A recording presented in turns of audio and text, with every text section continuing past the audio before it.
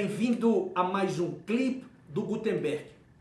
Hoje eu tenho o prazer de receber para uma entrevista a profissional Beatriz Koopmann. Ela nasceu no Brasil, mas de origem alemã. Ela fez os seus estudos, inclusive em nível universitário na Alemanha, onde estudou administração de empresas.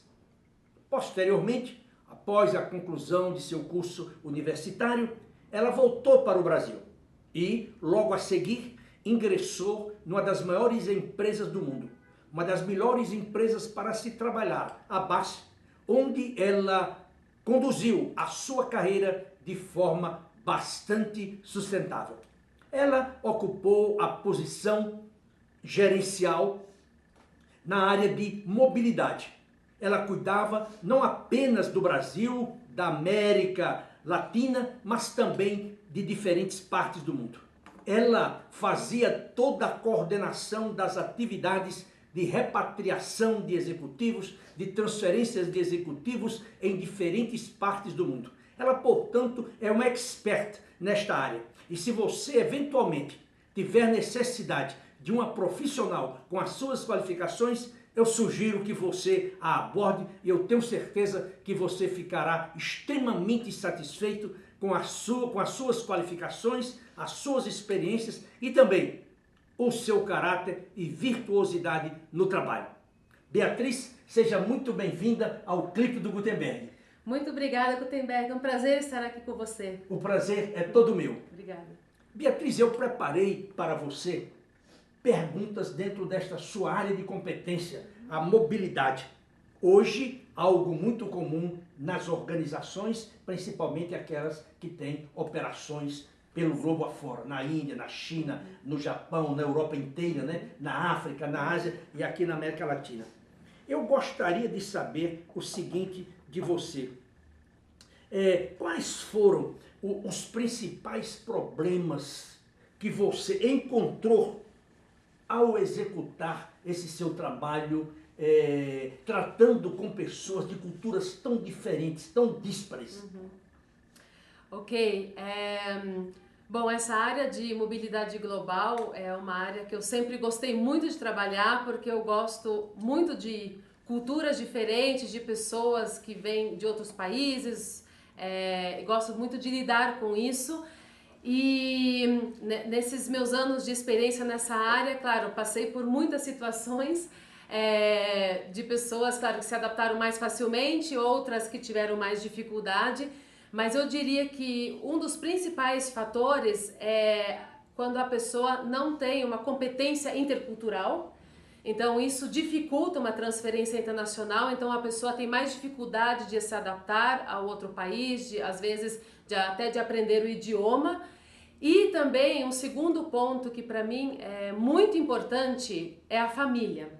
Então precisa ser uma coisa muito bem acordada entre a família e todos precisam concordar em ir para um outro país, porque se a família não estiver apoiando esse executivo, pode dar algum problema, e geralmente dá. Então a família, a gente tem que cuidar bem dela também. Então eu não cuidava apenas do executivo, do expatriado em si, mas a gente dava um apoio à família, né? Então ajuda para o cônjuge, ajuda para os filhos, para que eles pudessem realmente se adaptar mais facilmente ao país, aprender o idioma, os filhos se adaptarem à escola. Então geralmente eles estudavam numa escola do idioma do país de onde eles vinham, e então isso ajuda bastante. Mas o maior problema que realmente a pessoa enfrenta numa expatriação é se ela não se adapta ao país e se a família não se adapta. Aí pode ser pode ser tanto para o sucesso quanto o insucesso de uma expatriação. Eu gostaria de fazer uma pergunta fora do nosso script a você, em função da sua experiência. Eu aqui no meu escritório tenho recebido uma quantidade enorme de profissionais que, diante da gravidade da situação econômica, pessoas com 50 anos, até com 54 anos, que manifestam interesse de trabalhar no exterior. Você recomenda esse tipo de transferência? Bem, depende muito da situação, depende se você vai com o apoio da empresa ou se você vai por conta própria totalmente. Por conta própria em geral. Por conta própria, é mais difícil, né? Realmente, você ir por conta, porque se já é difícil tendo uma empresa, né, te dando todo o suporte, imagina você ir assim, né, na cara e na coragem. Mas é claro, não é impossível, mas a pessoa precisa fazer um plano, tem que ter um plano de carreira, um plano financeiro também, né? Porque às vezes as pessoas acham que é fácil você ir morar no exterior, mas não é, né? Porque você, na verdade, está deixando seus parentes, seus amigos para trás, vai praticamente ficar sozinho, né? Você ou junto com a sua família. E num outro país, às vezes, onde você não fala a língua ou que você não conhece tão bem, então é muito importante, assim, você fazer um plano mesmo, colocar no papel, inclusive a parte financeira, para depois não ter uma decepção lá na frente, no futuro. Ainda mais se você já tem, né, um pouco mais de idade, pode ser mais diferente, principalmente, por exemplo, uma coisa que muitas pessoas esquecem, a parte da aposentadoria, né? Como que fica depois. Assistência médica, que é assistência muito cara médica, exatamente, dependendo do país, né? Onde se você não tem uma pública boa naquele país, então pode ser um custo muito alto também. Escola para os filhos, né? Se você vai para um país onde também não tem escola pública boa. Então, assim, depende muito para o país para o qual você vai e também realmente do que é o seu plano, né? De carreira e inclusive de vida, né? Você tem alguma história na sua cabeça que sirva como um exemplo de alerta para aquelas pessoas que acham que só o fato de tomar uma decisão para residir, para trabalhar no exterior é algo assim fácil e também fácil a adaptação?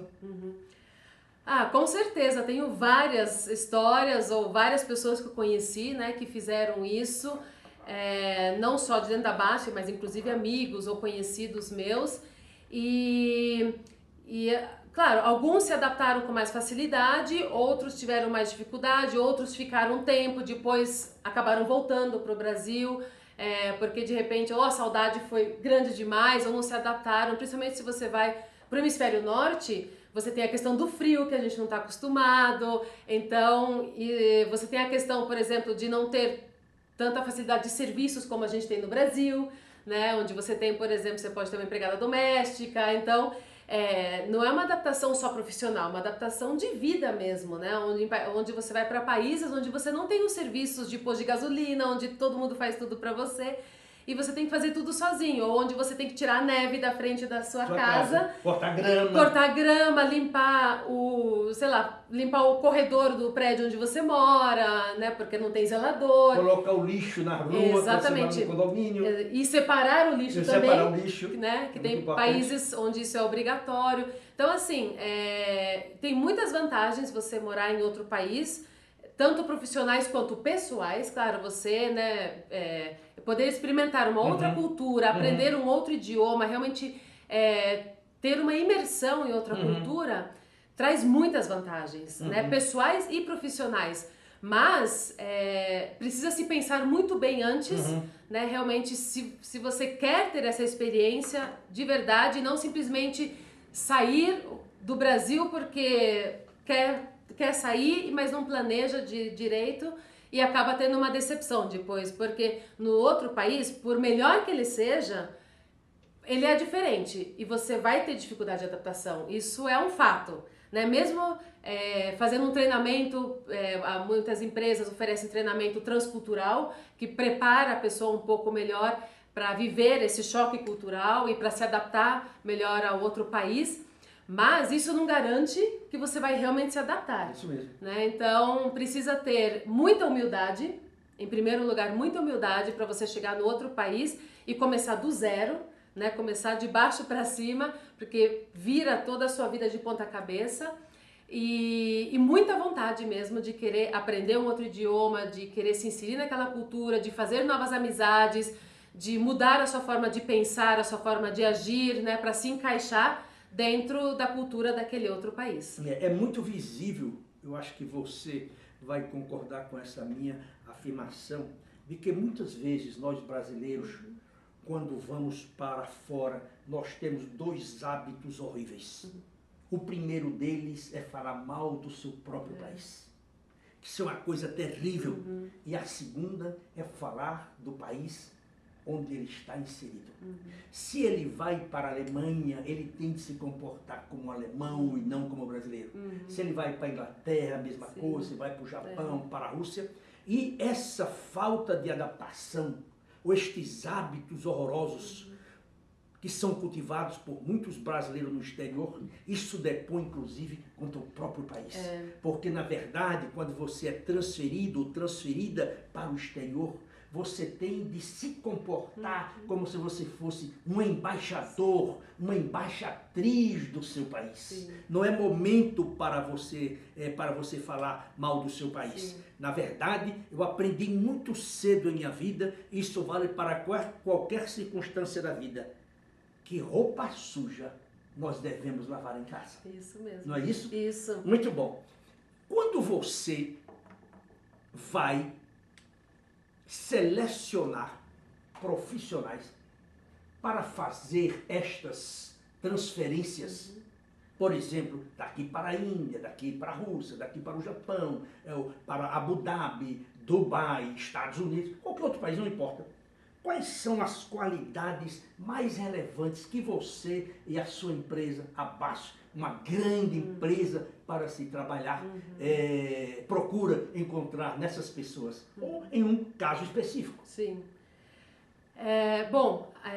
As qualidades, né, necessárias para uma pessoa que quer ser transferida ou quer morar em outro país, ter essa experiência internacional, em primeiro lugar, como eu já mencionei anteriormente, é você ter essa competência intercultural, de você realmente procurar se adaptar àquele outro país, procurar se inserir o máximo possível naquele outro país, principalmente se você vai exercer um cargo de liderança, onde você vai ser o líder de locais daquele país. Então, você precisa saber quais são as regras daquele país, qual é o comportamento entre as pessoas no trabalho ou pessoalmente, para você acabar não criando, né, situações constrangedoras ou até cometer gafes, né, e acabar, digamos, se queimando, né, no outro país. E claro, como eu também já falei, a questão da humildade é muito importante, né? Você ter humildade sabendo que você está indo para um outro país, mesmo num cargo de liderança, né, como executivo, mas você ter humildade de você saber que, ou de você reconhecer que você não sabe tudo, que você vai ter que aprender muita coisa que talvez no seu país você já sabia, né, de cor e salteado, mas naquele outro país, de repente, você vai ter que reaprender ou começar do zero de novo. Então, eu diria que essas duas coisas são fundamentais para realmente você ter sucesso. E, claro, ter muita garra, muita vontade mesmo de você querer trabalhar num outro país e poder exercer, né, esse outro cargo lá, ou essa função de liderança, ou mesmo uma função mais técnica, porque existem tipos diferentes de transferência e objetivos diferentes. Existem aquelas transferências que são mais técnicas, que é ou para levar conhecimento ou para trazer conhecimento de volta para o seu país, e aquelas que são mais de gerenciais ou para desenvolver líderes. Então, muitas vezes são objetivos diferentes que as pessoas vão ter. Então, claro, cada uma, né, precisa ter o seu objetivo e se adaptar e se encaixar nessa forma de transferência de experiência internacional. Dentro dessa sua explicação, há um ponto que eu acho de extrema valia para a nossa consideração. Eu não sei qual é a sua opinião sobre isso, mas, por exemplo, muitas vezes eu vejo que nós brasileiros temos um comportamento muito feio. Qual é esse comportamento? Nós achamos que nós sabemos tudo. Aí então você vai para a Alemanha, você acha que você vai mais do que o alemão. Você vai para os Estados Unidos, vai para Nova York, ou para morar, ou para passear. E você, quando chega lá, se acha o rei da cocada preta. Nós sabemos mais do que eles, nós temos mais acesso à informação. E diante de um quadro desse, eu só posso dizer uma coisa: esta é uma mente imbecil. Porque senão nós não estaríamos tão atrasados como estamos na tecnologia, no conhecimento, em tudo basicamente. Um país onde se mata mais do que em qualquer outra parte do mundo. Qual é a sua opinião sobre isso? Você acha que isso é verdade ou é uma impressão minha? Claro, tem uma certa verdade, mas eu sempre digo, a gente nunca pode generalizar. Com certeza. Ou estereotipar, né, uma cultura ou um país. Com certeza. Então, claro que existem, né, existe de repente uma tendência, mas a gente não pode dizer que todos os brasileiros são assim e também nem que todos os estrangeiros não são. Não são. Né, porque existem estrangeiros que também vêm para o Brasil achando que eles são somos os melhores, que nós somos tupiniquins. Então, o contrário também é verdade, né? Mas isso, claro, depende de cada pessoa, né? Então, eu nunca generalizo e falo que, né, todos são assim, de uma certa cultura, de um país, de uma cidade, mas realmente existem, né, pessoas dessa forma que sempre acham, existem, na verdade, eu acho, dois tipos de pessoas: aquelas que sempre acham que o outro país é melhor e aquelas que sempre acham que o seu país é o melhor. Pior. Né? Ou não, o melhor. Então, existem esses dois tipos, né, de pessoas. E claro, para você ter sucesso realmente profissional e pessoal num outro país, você precisa deixar de lado esses pré-conceitos, né, que você tem e um pouco talvez desse orgulho ou a falta de orgulho, né, do seu próprio país, para você se inserir naquela outra cultura e você realmente poder, né, poder se desenvolver lá, poder se encaixar naquela cultura, fazer amizades lá e poder viver de uma forma harmoniosa, né, e se adaptar mais facilmente àquela outra cultura. Nos últimos anos tem havido, vamos dizer, uma corrida de jovens para a Europa, para os Estados Unidos, para a Austrália, para a África do Sul, para a Escócia, para a Irlanda, Canadá, para estudar. E também muitos outros que vão transferidos por organizações como a sua, como a DAO, como a Exalta, como o General Motors, General Electric, Vale do Rio Doce, entre tantas outras empresas. Eu pergunto a você, que conselhos você dá para um jovem ou para um executivo que deseja fazer essa travessia? O que é que ele deve considerar em termos de desvantagens e vantagens? Olha, hoje em dia realmente tem tido muito mais facilidade das pessoas irem para o exterior, ou para o intercâmbio, ou para estudar, né? Que, por exemplo, na minha época, digo assim, não tinha isso, não tinha essa facilidade. Então, hoje em dia é muito mais fácil, né? O mundo, digamos, está aberto. E então eu sempre recomendei para as pessoas que trabalhavam comigo, os estagiários, e falava: é a sua chance, se você quer ir para o exterior, vá agora, que você é jovem, que você tem essa oportunidade antes de você realmente se fixar, de você de repente formar uma família, ou você já tem um trabalho mais consolidado.